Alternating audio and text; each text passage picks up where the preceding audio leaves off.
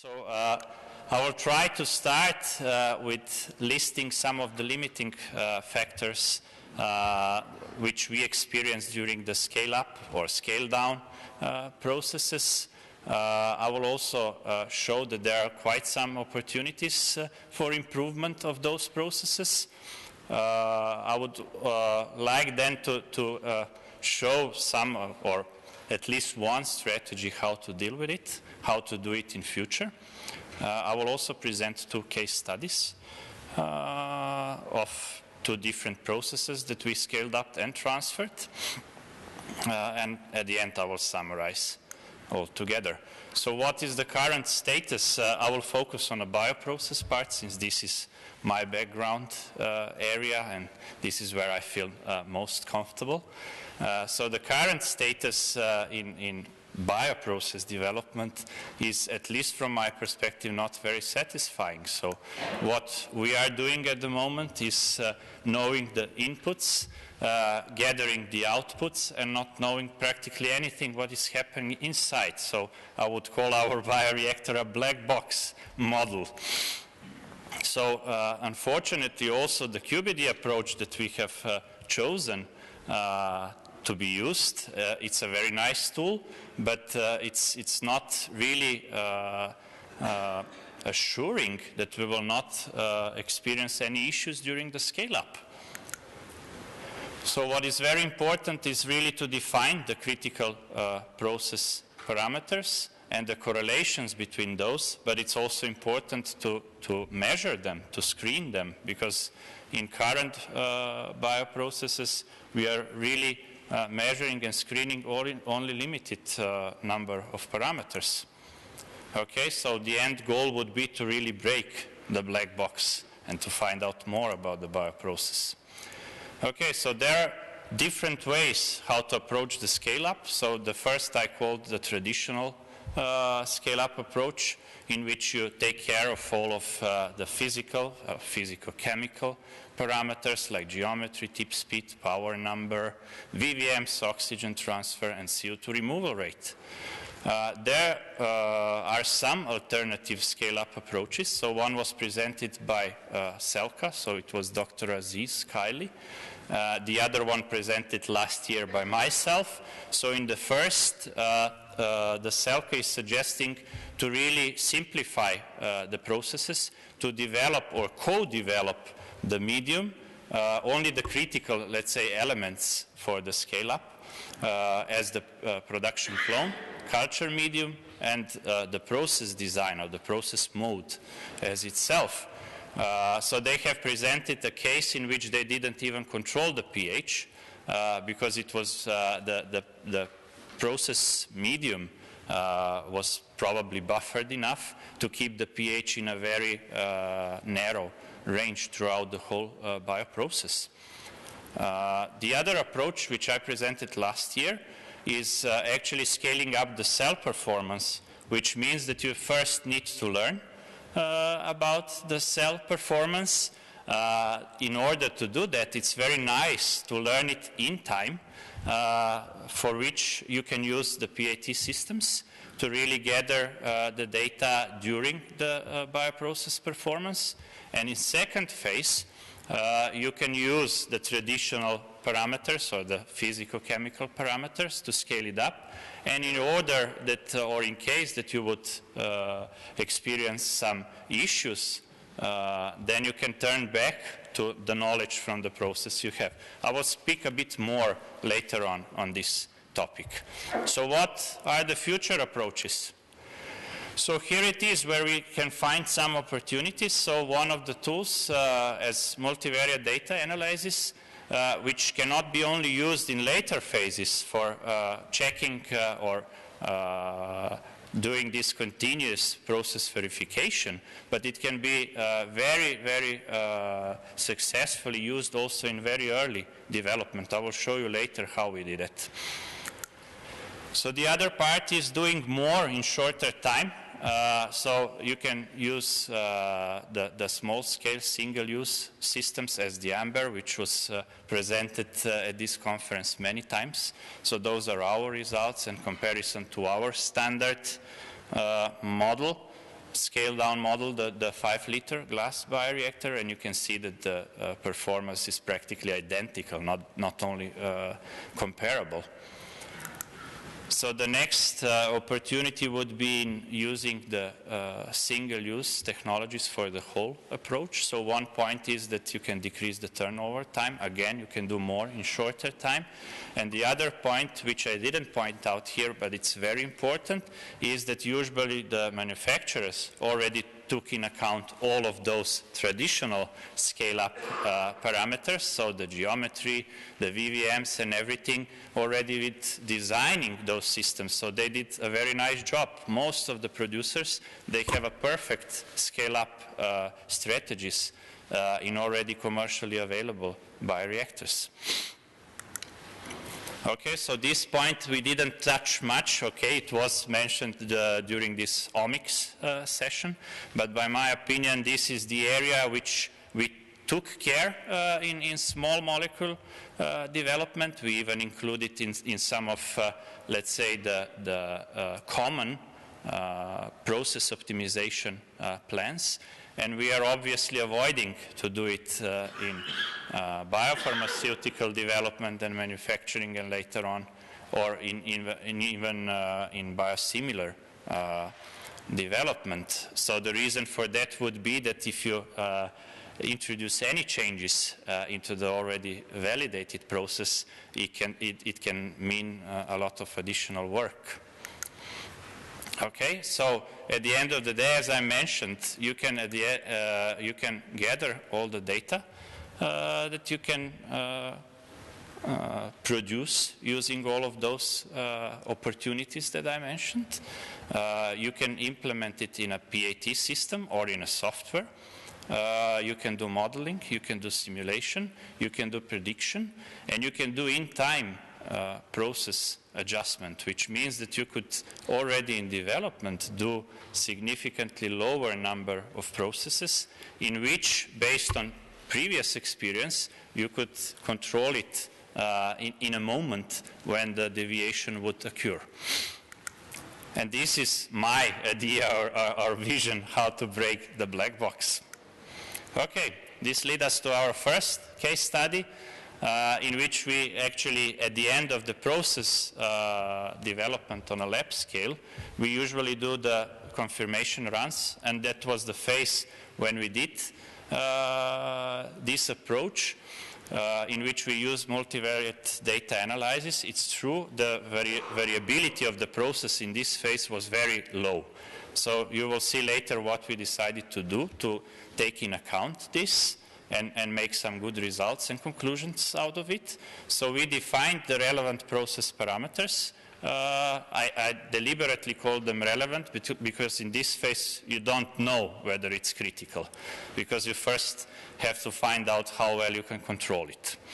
And we designed the bioprocess, and then we scale it up into the manufacturing facility scale line. Okay, so we found out that there are 14 relevant process parameters.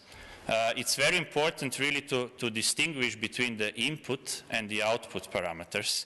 And it's very important that in some cases, at least in our case, the bioprocess is not really a constant parameter environment, but it's a changing environment. So you have to take in account that you have different phases in a production bioprocess, and you need to separate those. So the input parameters, in this case, the black ones, are the parameters that we are usually controlling in our, like pH, DO2, really inputs. So the viable cell density is already an output parameter because it's a consequence. And the output parameters are the quality profiles, some of the metabolites, etc. Okay, so then we did this scores batch plot in which we defined what is our golden batch. So this is our wish. This is the output that we want to have. Then I defined here to show, because the variability was really low, I decided to go to plus minus 1 standard deviation from the wanted average profile. And we found out that there are some points which are out of the wanted range.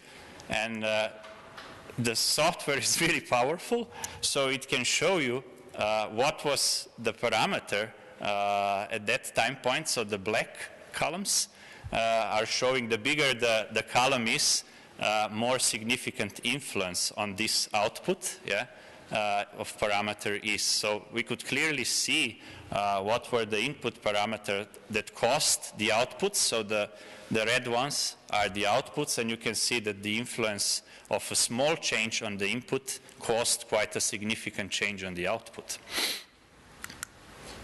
Okay, so then we decided that we know enough, that we can scale up the process to manufacturing line.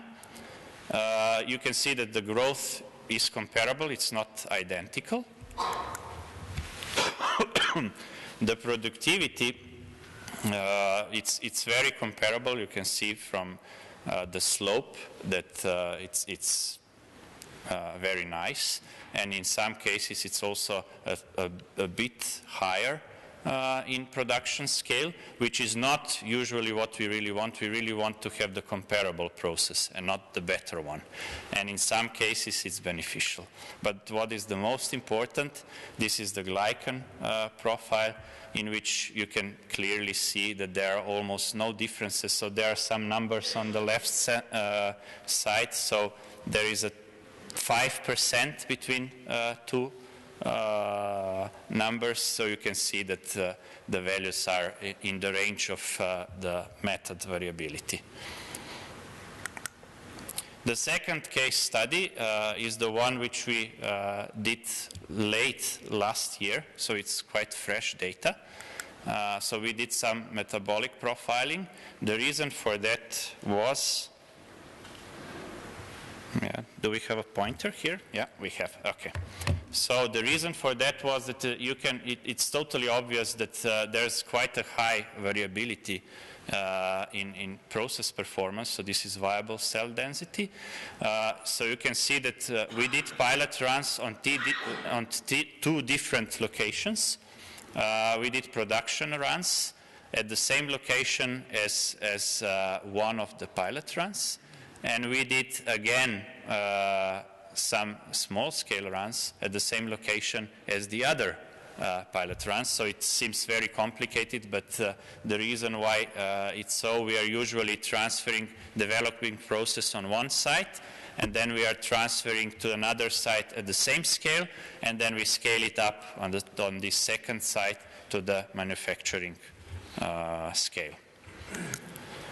Okay, so this is the lactate profile, which was the output showing us that there is something seriously wrong or different in those processes.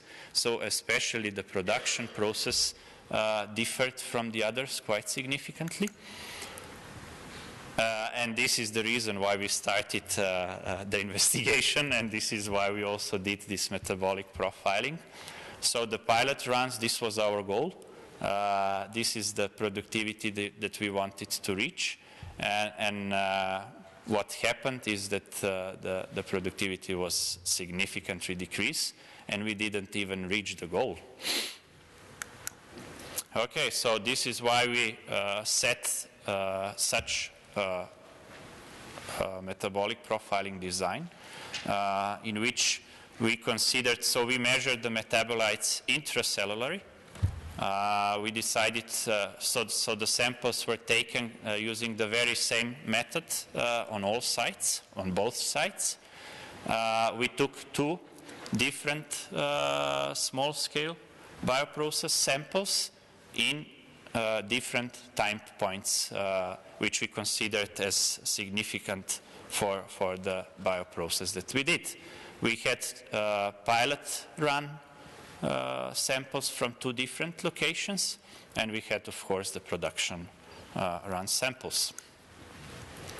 Okay, so those are, I don't want to go into the details, We could spend the whole day talking about these metabolic profiles and metabolism.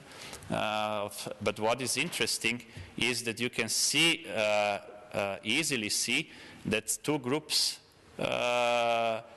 actually are visually distinguished here in those results. So in some cases, the distinguished groups are based on the different locations where the processes were done. And in some other cases, on some other parameters, the difference is based on the scale of the bioprocess.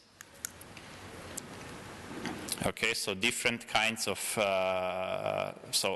different pathways, metabolic pathways, and constant difference between. And what is very important is that in all cases, the difference actually starts at the very beginning of the main stage or the production bioreactor.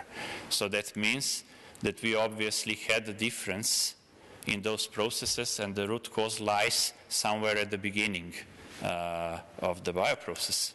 Okay, in conclusions of this study, we said, or we found out that, as I mentioned, in some cases the site dependent process performances, and in some cases we found out that there was a scale dependent process performance.